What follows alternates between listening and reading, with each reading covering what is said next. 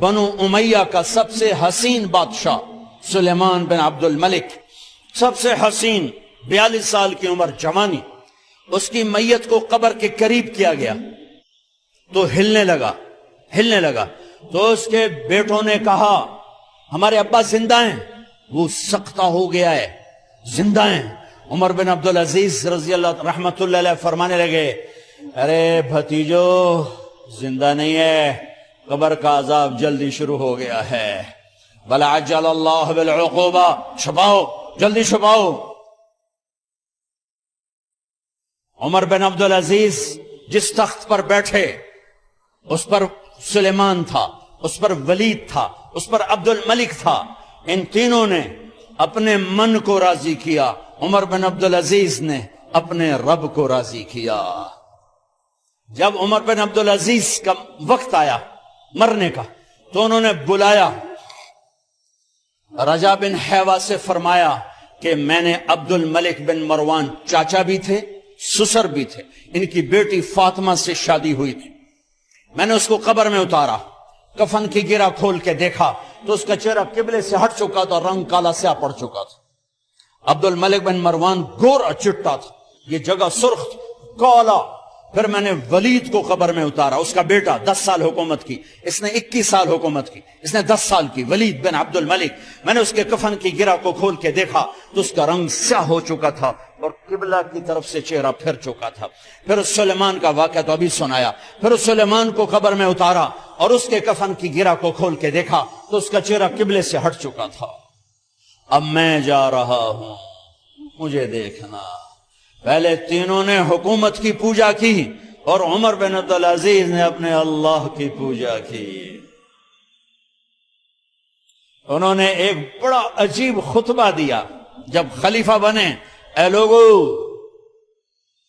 بچپن میں شعر و شاعری کا شوق تھا تو میں شاعر بنا، تھوڑا سا اٹھان ہوئی تو علم کا شوق لگا، میں نے علم حاصل کیا، جوان ہوا تو فاطمہ بنت عبد الملک سے عشق ہوا، میں نے اس سے شادی کی، اب اللہ نے مجھے حکومت دے دی ہے، اب تم دیکھو کہ میں اس سے اپنے اللہ کو راضی کروں گا۔ ہمارے حکمران تو ووٹ سے آتے ہیں اور چلے جاتے ہیں 4-5 سال کے بعد، ان کی وراثت میں حکومت آ رہی ہے اور 3 بر اعظم پر حکومت ہے، اور ایسا روب و دبدبہ ہے بنو امیہ کا، کوئی ان کے سامنے سر نہیں اٹھا سکتا۔ 3 بر اعظم میں زکوٰۃ لینے والا کوئی نہ بچا، 3 بر اعظم میں سوال کرنے والا کوئی نہ بچا، 3 بر اعظم میں ظالم کوئی نہ بچا، 3 بر اعظم میں مظلوم کوئی نہ بچا۔ لیکن خود کیسا رہا؟ گھر آئے، فاطمہ بڑے اچھے دن گزرے ہیں، اب امتحان ہے، میں تیرا حق نہیں ادا کر سکوں گا، طلاق لینی ہے میں حاضر ہوں، ساتھ دینا ہے تو میرے اپنے حق معاف کرو، اپنے حق معاف کرو۔ فاطمہ جیسی عورت انسانی تاریخ میں کوئی نہیں آئی، سیاسی لحاظ سے، سیاسی۔ دادا مروان بادشاہ، باپ عبد الملک بادشاہ، بھائی ولید بادشاہ، دوسرا بھائی سلیمان بادشاہ، تیسرا بھائی ہشام بادشاہ، چوتھا بھائی بادشاہ اور اپنا خامن بادشاہ، 7 نسبتوں سے یہ عورت شہزادی ہے۔ کائنات انسانی تاریخ میں اتنی بڑی عورت کوئی نہیں آئی، سیاسی۔ فاطمہ کہنے لگیں عمر، میں نے سکھ کے دن تیرے ساتھ گزارے ہیں، دکھ میں تجھے چھوڑ کے نہیں جاؤں گی، جاؤ میں نے اپنے سارے حق معاف کی۔ پھر حضرت عمر بن عبدالعزیز کی راتیں اور دن کیسے گزرے؟ مسلح پہ بیٹھتے اور روتے روتے روتے وہیں سو جاتے اور روتے روتے وہیں سے اٹھتے، پر 3 بر اعظم میں ظالم کوئی نہ بچا، مظلوم کوئی نہ بچا، زکوٰۃ لینے والا کوئی نہ بچا، اپنی حکومت کو اللہ کی رضا کے لیے استعمال کیا۔ کیسے استعمال کیا؟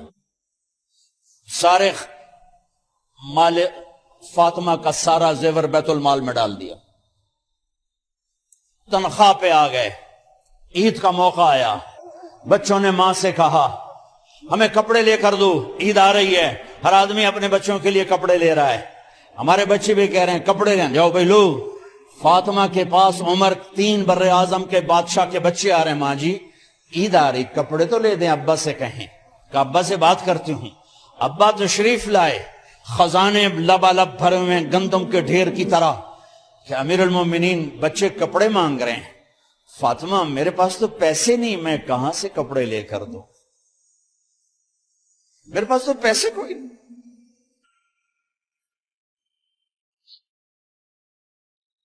حضرت فاطمہ نے کہا پھر بچوں کا کیا کروں؟ کہا پھر مجھے بھی نہیں پتا کیا کروں۔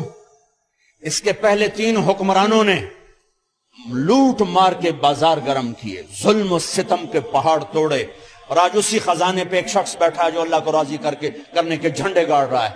تو فاطمہ نے کہا آپ ایسا کریں، اگلے مہینے کی تنخواہ ایڈوانس لے لیں، اس سے میں اپنے بچوں کو کپڑے لے دیتی ہوں، اور گھر کا خرچہ میں مزدوری کر کے گھر کی روٹی چلا لوں گی۔ ارے اپنی تاریخ پڑھو، صرف ڈرامے ہی نہ دیکھتے رہ جاؤ، صرف گانے ہی نہ سنتے رہ جاؤ، اور بھی دکھ ہیں زمانے میں محبت کے سوا۔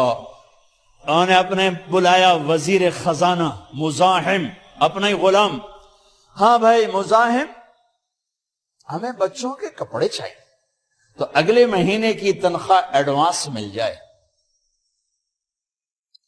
وہ کہنے لگے امیر المومنین آپ مجھے لکھ کر دے دیں کہ آپ 1 مہینہ زندہ رہیں گے، میں آپ کو تنخواہ دے دیتا ہوں۔ عمر بن عبدالعزیز سر جھکایا، اٹھے، گھر گئے، فاطمہ میرے بچوں سے کہہ دو کہ تمہارا باپ کپڑے لے کے نہیں دے سکتا۔ اپنی تاریخ تو دیکھو، عید کا دن آ گیا، خلیفہ وقت عید کی نماز پڑھاتے تھے، نمازیں بھی خلیفہ وقت پڑھاتے تھے۔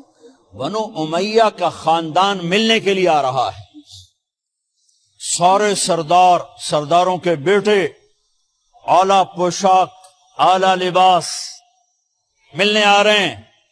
تھوڑے دیر بعد دیکھا تو بچے بھی ملنے آ رہے ہیں، امیر المومنین کی حیثیت سے بچے باپ کو ملنے آ رہے ہیں، اور ان کے جسموں پر پرانا لباس ہے۔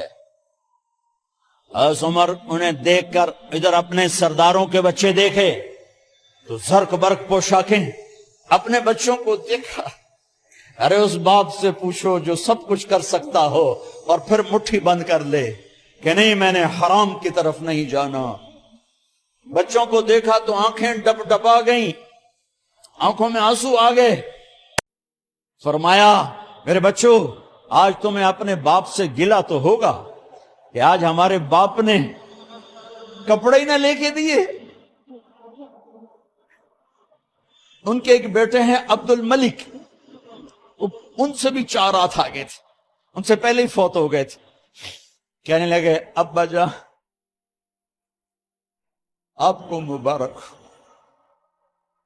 آج ہمارا سر بلند ہے، ہم شرمندہ نہیں ہیں، آپ کو مبارک ہو، آپ نے قومی خزانے میں بددیانتی نہیں کی ہے، ہم شرمندہ نہیں ہیں۔ انسانوں کو کپڑوں پہ نہیں تولا جاتا۔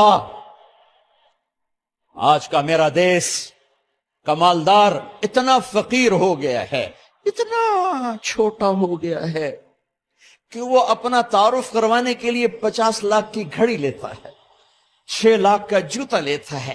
آج کی بیگم اتنی چھوٹی ہو گئی ہے کہ اپنے قد کو بڑا کرنے کے لیے وہ 10 لاکھ کا ہینڈ بیگ لیتی ہے کہ دیکھو میرا بیگ 10 لاکھ کا ہے۔ ارے میری بہن تو 10 ٹکے کی بھی نہیں رہی اگر تو نے بیگ سے اپنے آپ کو بڑا بنایا۔ او میرے دوست تو 2 ٹکے کا نہیں ہے اگر تو 10 لاکھ کے جوتے اور 50 لاکھ کی گھڑی سے اگر تو بڑا بننا چاہتا ہے۔ ارے اس دھوکے سے نکلو۔ برینڈڈ کہاں جا رہے ہو؟ جب تم اپنی ذات میں بے قیمت ہو تو رب ذوالجلال کی قسم تمہاری گھڑیاں، تمہارے بیگ، تمہاری گاڑیاں، تمہارے بنگلے تمہاری عزت کو بڑھا نہیں سکتے۔ ابا جان آج ہم خوشی سے بلند ہیں کہ ہمارے باپ نے بددیانتی نہیں کی۔ گھر میں تشریف لائے، کہنے لگے فاطمہ کچھ پیسے ہیں، میرا انگور کھانے کو جی چاہ رہا۔ بس فاطمہ رونے لگی۔ فرمایا امیر المومنین خزانہ تو بھرا پڑا ہے، 1 درم کا بھی تیرا حق نہیں ہے کہ تو 1 درم لے کے انگور خرید لے۔ تو تھوڑا پٹھے، فاطمہ میں جہنم نہیں برداشت کر سکتا۔ او میرے بھائیو، جو دن رات سود میں پھنس چکے ہو، جو دن رات جوے شراب میں پھنس چکے ہو، کیسے اللہ کے سامنے سرخرو ہو کر کھڑے ہوں گے؟ ایک رات گھر میں تشریف لائے، بچیاں بیٹیاں، منہ پہ ہاتھ، کپڑا رکھا، دوپٹہ رکھا منہ پہ، اور بات کریں۔ آپ نے پوچھا ارے کیا ہوا تمہیں، یہ منہ پہ کپڑا کیوں رکھتے ہو؟ تو خاموش ہو گئی، لیکن گھر کی خادمہ رو پڑی۔ کہا امیر المومنین آج آپ کی بیٹیوں نے کچا پیاز توڑ کے اس سے روٹی کھائی، سالن کھائی، اور میرے آج کا تاجر کہتا ہے جھوٹ نہ بولوں تو کاروبار کیسے، میرا افسر کہتا ہے رشوت نہ لوں تو گزارا کیسے کروں۔ تو عمر بن عبدالعزیز پھس پہ ہچکیوں کے ساتھ روئے کہ میری بچیوں میں تمہیں بڑے اچھے کھانے کھلا سکتا ہوں، پر میں جہنم کی آگ برداشت نہیں کر سکتا۔ بھائیو، اس بندے نے اپنے آپ کو ذبح کر دی، اللہ کو راضی کرنے کے لیے ذبح کر دی، اپنی ذات کو، اپنے جذبات کو، اپنے احساسات کو۔ ہاں اب اللہ نے صلہ کیا دیا، جب انتقال ہوا ہونے لگا تو بلایا رجا کو، جو میں بات پہلے چھوڑ کے ادھر ان کی تھوڑی سیرت بتائی کہ رجا اب میں مرنے لگا ہوں۔ عبد الملک کالا ہو گیا تھا، ولید کالا ہو گیا تھا، سلیمان کالا ہو گیا تھا۔ یہ کیوں کالے ہوئے تھے؟ یہ بے نمازی نہیں تھے، بدکاری نہیں کرتے تھے، کسی کی طرف ان کی میلی آنکھ نہیں اٹھی کبھی۔ یہ ظالم تھے، ظالم ظالم، انسانوں کا خون پیا، مال میں خیانت کی، اس پر اللہ نے چہرے پھیر دیے۔ آج عمر بن عبدالعزیز جا رہا ہے کہ دیکھو میں جا رہا ہوں، مجھے دیکھو میرے ساتھ کیا ہوتا ہے۔ ان کا انتقال ہوا، ان کی میت قبر کے کنارے رکھی گئی، اور اب نیچے اتارنا ہے۔ سلیمان کی میت کو اتارنے لگے تو ہلنے لگا، اور عذاب قبر پہلے شروع ہو گیا۔ عمر کی میت کو جب قبر کے قریب کیا گیا، ایسے ہوا کا جھونکا آیا،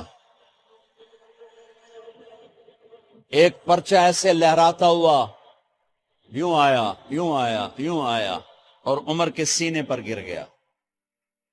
لوگ کٹھے ہو گئے، پرچے کو کھول کے دیکھا گیا تو اس پہ لکھا تھا بسم اللہ الرحمن الرحیم، براءۃ من اللہ لعمر بن عبد العزیز من النار۔ یہ پروانہ ہے اللہ کی طرف سے اس کے بندے عمر کے لیے کہ اسے جہنم سے نجات کی خوشخبری سنا دی جائے۔ آہا، مرنا ہو تو یوں مرو، اللہ ایسی موت دے دے۔ کہتے ہیں پھر میں نے ان کو قبر میں اتارا، جب قبر میں اتارا تو کیا دیکھا؟ میں نے کفن کی گرہ کھولی تو چہرہ قبلے کی طرف، اور یوں لگا جیسے 14ویں رات کا چاند قبر میں اتر آیا ہو۔ اور آخری بات کرتا ہوں، میرے بھائیوں بہنوں، اپنے اللہ سے صلح کر لو، اپنے اللہ سے صلح کر لو۔